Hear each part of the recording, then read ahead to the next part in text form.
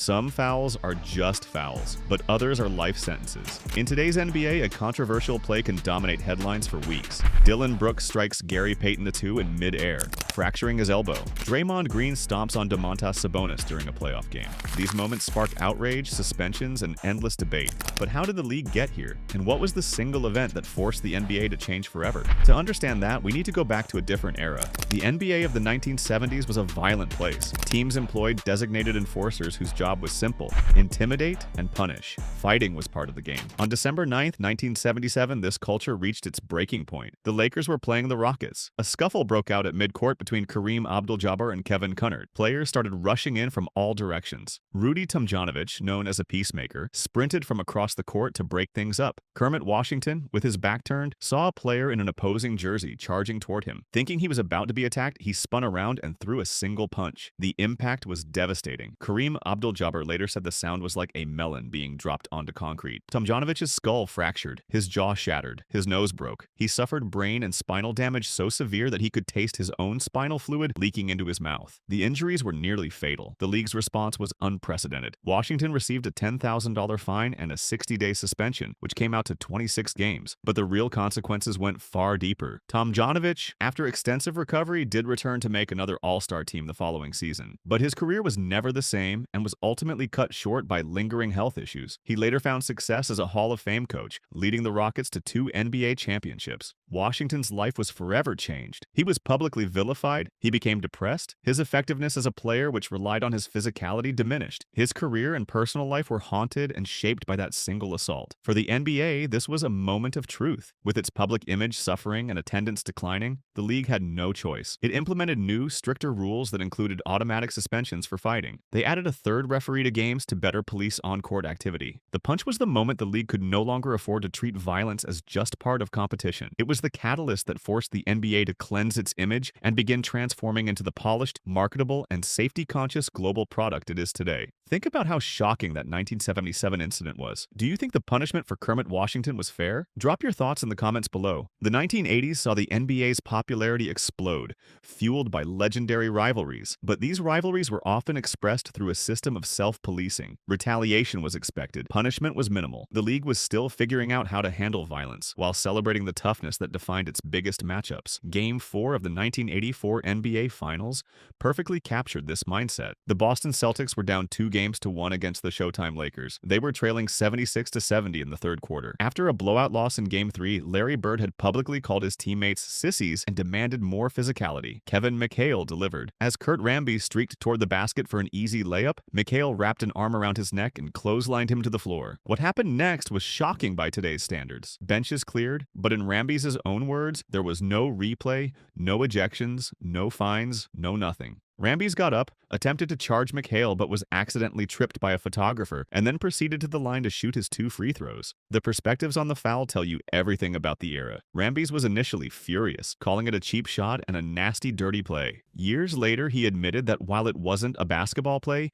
he didn't believe McHale intended to cause serious injury. McHale said his sole purpose was to enforce the team's no layups directive. His only regret? That it wasn't Worthy or Magic or someone better. Bird, reflecting the tough guy culture, dismissed the whole thing. He quipped, "That's where all the flopping started." The foul is now legendary as the turning point that shifted the series' momentum, allowing the Celtics to win Game 4 and eventually the championship. Just months later, another iconic brawl erupted. In November 1984, during a regular season game, Larry Bird was dominating Julius Erving, outscoring him 42-6. Bird's relentless trash-talking, allegedly telling the veteran Erving he needed to retire, caused tensions to explode. After an offensive foul on Bird, the 2 superstars grabbed each other by the neck. Erving threw several punches while Bird was being restrained by other players, including Charles Barkley. Both players were ejected and fined $7,500 each, the second highest fines in league history at the time. But neither was suspended. The rivalry between the Detroit Pistons and Boston Celtics became the era's ultimate example of physical warfare. In Game 3 of the 1987 Eastern Conference Finals, Pistons center Bill Laimbeer, aided by Dennis Rodman, executed a hard takedown of Larry Bird under the basket. Bird retaliated by throwing the ball at Laimbeer. Both were ejected but faced no suspensions. The code of retaliation was fully displayed 2 games later. In Game 5, Celtics center Robert Parrish, tired of Laimbeer's antics, delivered a series of punches to Laimbeer's face, dropping him to the court. In a telling moment, none of Laimbeer's bad boy teammates came to his defense. Isaiah Thomas later admitted why. "It's not like we didn't like Laimbeer, it's that we were afraid of Chief." On the court, Parrish was assessed only a regular foul for the attack. Only after a league review was he suspended for 1 game.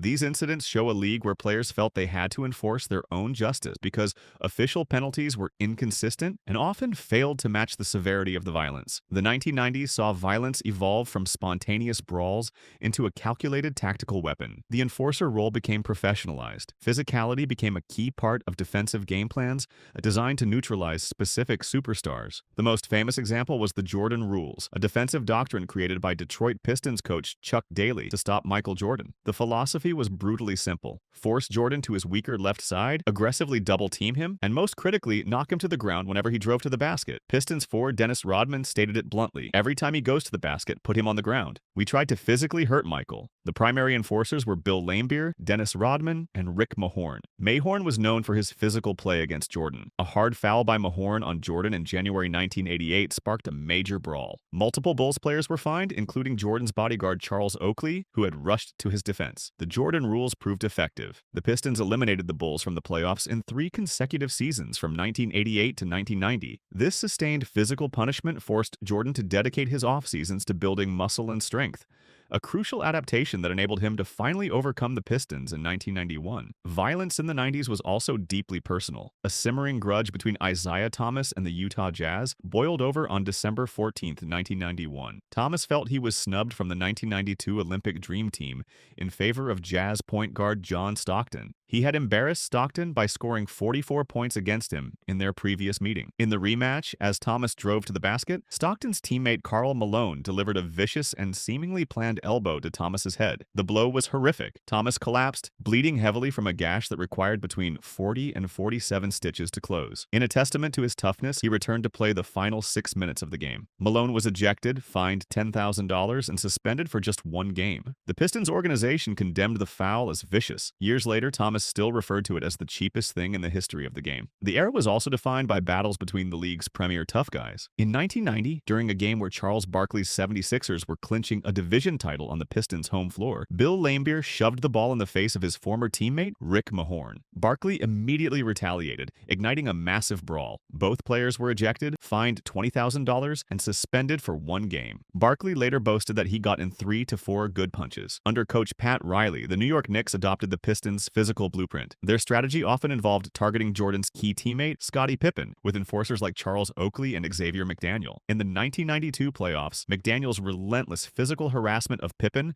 with elbows and shoves became so extreme that Michael Jordan himself had to step in and confront McDaniel, leading to a double technical foul. These incidents weren't random. They were calculated components of a game plan designed to wear down a specific player and disrupt the opposing team's offense. The escalating and increasingly strategic violence of the 1980s and early 1990s forced the NBA to move beyond random punishments. The league needed a formal system. This led to the creation and evolution of the flagrant foul rule. The flagrant foul was first introduced during the 1980-81 season, but it had no teeth. Initially, it was treated almost identically to a common personal foul. The only difference was that the offended team's coach could select the free throw shooter. This did nothing to deter the strategic brutality of teams like the Bad Boy Pistons. The real turning point came in the 1990-91 season with the establishment of the flagrant foul penalty. This major rule change stated that a team victimized by a flagrant foul would not only be awarded free throws, but would also keep the possession of the ball afterward. This brilliant piece of rulemaking removed any potential strategic benefit of committing an overly aggressive foul to stop a fast break or send a message. The play was no longer a simple trade of 2 points for a hard foul. It was now a severe penalty that could result in a multi-point possession swing. Many observers and players at the time saw this rule as a direct reaction to the Pistons' dominance and a measure to protect the league's new star, Michael Jordan. Players like Isaiah Thomas and Wilt Chamberlain publicly theorized that the rule was established specifically to pave the way for Jordan's success as the era era of Magic Johnson and Larry Bird came to an end. The rule was later refined into the two-tiered system that exists today. Flagrant 1 is defined as unnecessary contact. It results in 2 free throws and possession but does not carry an automatic ejection. Flagrant 2 is defined as unnecessary and excessive contact. It results in 2 free throws, possession, and an immediate ejection for the offending player. The evolution of the flagrant foul serves as a timeline of the NBA's changing values. It marked the official end of the self-policing era and demonstrated the league's commitment to protecting its players and its brand through centralized governance, replacing the unwritten code of the court with the explicit text of the rulebook. Despite stricter rules, dangerous and controversial fouls have persisted in the modern NBA. But the nature of the controversy has shifted. The debate now centers on judging intent versus recklessness. A player's history has become a critical factor in the league's disciplinary process, creating a new kind of life sentence based on reputation. Certain players have built careers walking the fine line between aggressive defense and dangerous play.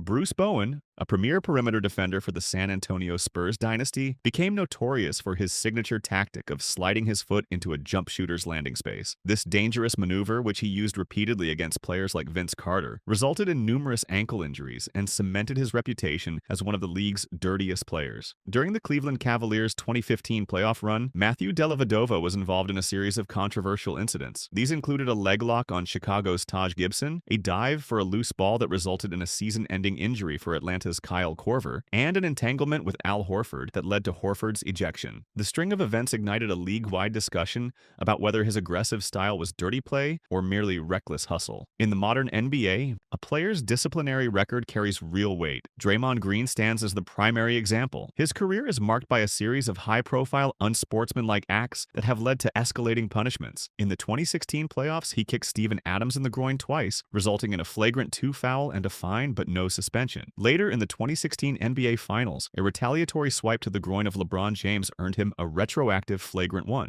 This foul triggered an automatic 1-game suspension due to accumulated flagrant points, a pivotal moment that helped shift the series in Cleveland's favor. In the 2023 playoffs, he was suspended for 1 game after stomping on the chest of Domantas Sabonis. The league explicitly cited his history of unsportsmanlike acts as a factor in the decision. Zaza Pachulia also developed a reputation for injuring star players. In the 2017 Western Conference Finals, he stepped under a shooting Kawhi Leonard, re-injuring Leonard's ankle in a play that effectively ended the Spurs' championship hopes. The following year, he fell onto Russell Westbrook's legs, prompting accusations that the fall was intentional. The most dangerous fouls in the modern game often involve contact with airborne players, where the potential for catastrophic injury is highest. Andrew Bynum was responsible for 2 particularly bad fouls. In 2009, he delivered a flagrant elbow to Gerald Wallace that resulted in a fractured rib and a partially collapsed lung. In the 2011 playoffs, out of frustration, he threw a flying elbow at the much smaller J.J. Barea in midair, earning an ejection and a 5-game suspension for the following season. In 2022, Grayson Allen grabbed Alex Caruso's arm in midair during a fast break, causing a hard fall that resulted in a fractured wrist for Caruso. Allen's history of tripping players in college was immediately cited as evidence of a pattern of dangerous play. During the 2022 playoffs, Dillon Brooks wound up and struck a mid-air Gary Payton II in the head, causing a fractured elbow that sidelined Payton for a month. Warriors coach Steve Kerr declared that Brooks broke the code that exists among players to protect one another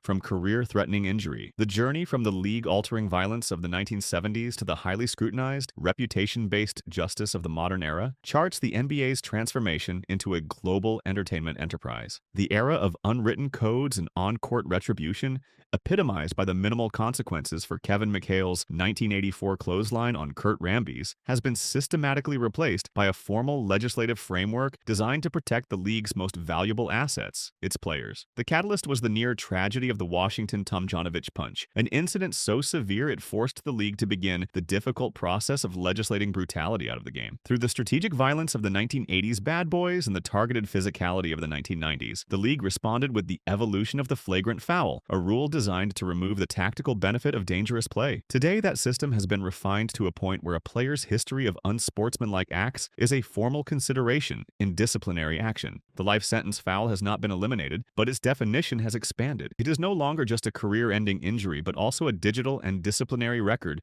that follows a player, influencing how every future transgression is judged. judged. As the NBA has evolved from a sport where players enforced their own code to a global business that legislates it, the game has undeniably become safer and more marketable. The final question is this: what, if anything, has been lost from the raw competitive spirit of its past? If you enjoyed this deep dive into NBA history, subscribe for more sports documentaries like this one.